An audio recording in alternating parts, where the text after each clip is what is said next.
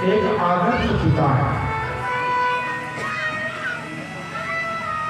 माता का प्रेम संसार में सर्वविदित है। सब लोग जानते हैं कि माँ बहुत प्रेम करती थी। कुपुत्रो जायेत क्वचिदपि कुमाता न भवति। बेटा कुपुत्र हो सकता है लेकिन माता की माता नहीं होती।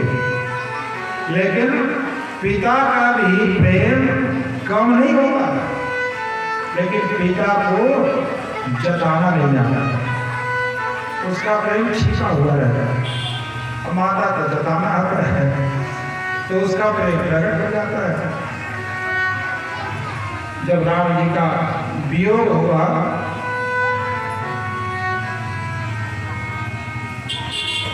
स्तुति में देखिएगा मंगलाचरण में, बंदो अवध भुआल सत्य प्रेम जहि राम पद।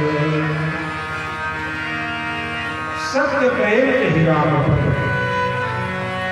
सत्य प्रेम केवल दशरथ जी का, कौशल्या जी का प्रेम सत्य नहीं था, कैकेयी का प्रेम सत्य नहीं था, दशरथ और सुमित्रा जी का प्रेम क्या सत्य नहीं था। लेकिन जब राम जी से वियोग हुआ तो कौशल्या जी ने शरीर नहीं त्यागा, सुमित्रा जी ने शरीर नहीं त्यागा। शरीर किसी ने त्यागा तो दशरथ जी ने।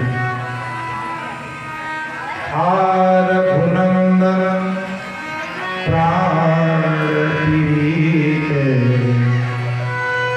तुम बिन जियत बहुत दिन बीते।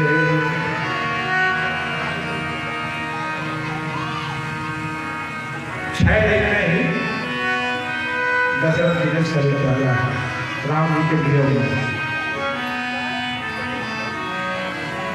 साहित्य में विरह की जो दशाओं का वर्णन है, उसमें जो 10 वर्णन है उसमें अंतिम 10वां है वियोग। उसमें वियोग में मरण, अश्रुपात होना, रोमांच हो आना, मुख में बैठना आदि बहुत से लक्षण हैं। उन्माद, पागलपन जैसी अवस्था हो जाना वियोग में। लेकिन मरण हो जाए किसी के वियोग में, ये बहुत कठिन है। कह तो देते हैं कि मैं वियोग में जी नहीं पाऊंगा या नहीं पाऊंगी, लेकिन कोई मरता नहीं, कुछ दिन में धीरे धीरे सहज हो जाता है। लेकिन दशरथ जी ने मर के दिखाया अद्भुत प्रेम। सत्य प्रेम है रामचरितमानस में और भागवत में जो है वर्णन, उसको थोड़ा ही रूप ले लें। त्यक्त्वा सुदुस्त्यज सुरेशित राज्य लक्ष्मी धर्मिष्ठ आर्य भजसा मरदादरण्यम्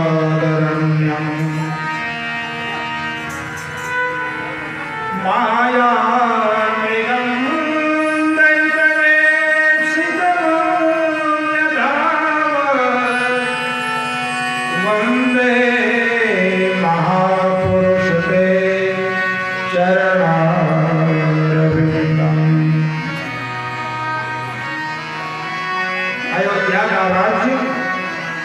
उसका वैभव स्वर्ग से भी बढ़ के था, और उसको भी राम जी को मिल रहा था, वो छीन लिया गया।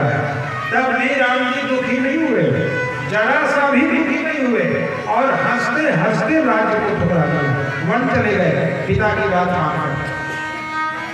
जो इतने बड़े त्यागी हैं, जो इतनी बड़ी संपत्ति को हंसते हंसते ठुकरा दिए, जंगल में जाके क्या किए? माया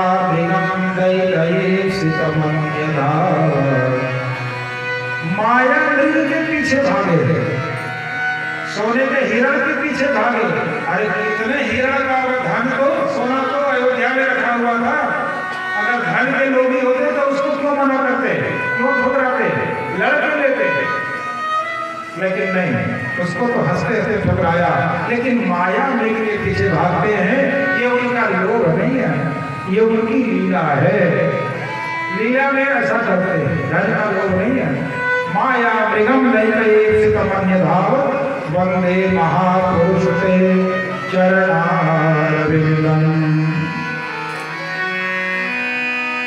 कितना बड़ा त्याग किया दशरथ जी ने। राज्य की घोषणा कर दी, राजाभिषेक की। राजा बनने से एक दिन पहले उपवास करना पड़ता है, दान देना पड़ता है। वो भी राम जी और सीता जी ने कर लिया, दान भी दिए, उपवास भी रहे।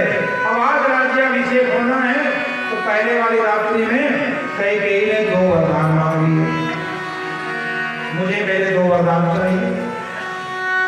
दशरथ जी वरदान देने से नहीं चित्र है, लेकिन वरदान देने से क्या होगा, कैकेयी की उन्हें चिंता थी, कैसे अपयश ही मिलेगा, इसका बेटा तो राज्य को स्वीकारेगा नहीं, ये बदनाम बस होंगी और राम जी का वियोग सहना पड़ेगा, भरत जी का वियोग सहना पड़ेगा, अब वैधव्य दोष मेरी मृत्यु का भी दुख इसे सहना पड़ेगा। इसलिए वो टालना चाहते हैं। कैकेयी को समझाते हैं, विभव पर हाय तू भव छोड़ती है, भरत का राम का जुग फोड़ती है। तो भरत का और राम का इनकी जोड़ी तो नहीं है, दोनों का बहुत प्रेम है। अभागिन देख कोई क्या कहेगा, यही 14 बरस वन में रहेगा। राम की ओर देख, ये कितना कोमल है, ये कैसे 14 साल वन में रहेगा, इसकी चिंता करो। लेकिन जब कैकेयी नहीं मानी, कहा मैं मर जाऊंगी अगर वरदान नहीं दोगे, तब दशरथ जी ने तड़प के कहा, मरो तुम क्यों हो अधिकार, मरूंगा मैं अगति समान, अब मिलेंगे तुम्हें 3 वरदान। तुमको 2 मांगी थी, मैं 3 वरदान देता हूं। अब तीसरा वरदान क्या है, मरूंगा मैं तथा पछताएगी तू, यही फल अंत में बस पाएगी तू, यही फल अंत में बस पाएगी तू। कहा भरत का राज्याभिषेक, राम का वनवास, दशरथ का मरण, ये तीसरा वरदान मैं तुमको देता हूं। और राम जी के वियोग में राम राम कही राम कही, राम राम कही राम। दशरथ जी ने शरीर त्याग किया। वाल्मीकि रामायण में वर्णन आया, उदार दर्शन, उदार दर्शन दशरथ जी ने शरीर त्यागा। अब इनको उदार क्यों कहा, जिन भगवान राम के एक बार नाम जपने से भी किसी की मुक्ति हो जाती है, उस राम को, उस प्रत्यक्ष ब्रह्म को 16 साल अपनी गोदी में खिलाने वाले दशरथ जी अंतिम समय में राम के वियोग में पड़े। संसार को राम का दान देने वाला अंतिम समय में राम के वियोग में मरा। स्वयं भूखा रहकर दूसरों को जो भोजन कराए वो उदार होता है। इसीलिए वाल्मीकि जी ने अपने मित्र दशरथ को उदार दर्शन कहा। इतनी बड़ी उदारता कि हम सबको राम नाम का दान देने वाला महान दशरथ आज शरीर त्याग रहा है। एक श्लोक, गुरुवर्थे त्यज्यराज्यो यजरदनु वनम पर्णपद्भ्यां प्रियाया पाणिस्पर्शा क्षमाभ्यां मृजितपथनुजो यो हरिन्द्राजाभ्यां वैरूप्यात् शूर्पणख्या प्रियविरहर्षा रोपित भ्रूविजृम्भ त्रस्ता दिल से तो खल रहना ओ सरे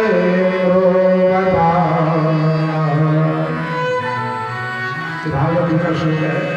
इस एक श्लोक में पूरी राम कथा है कि पिता की आज्ञा मानकर गुरुवर्थे राज्यो, गुरु शब्द यहाँ पर पिता के अर्थ में आया है।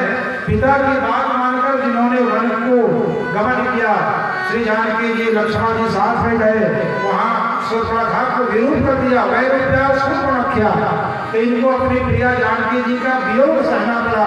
रावण जानकी जी का हरण करता है। बाद में भगवान जी लंका पर समुद्र पर पुल बांधकर लंका पर आक्रमण करते हैं। रावण को मारकर जानकी जी को लेकर अयोध्या वापस आए। अयोध्या के राज्य को स्वीकार किया। वे भगवान कौशलेंद्र हम पर कृपा करें। बोलिए श्री रामचंद्र भगवान।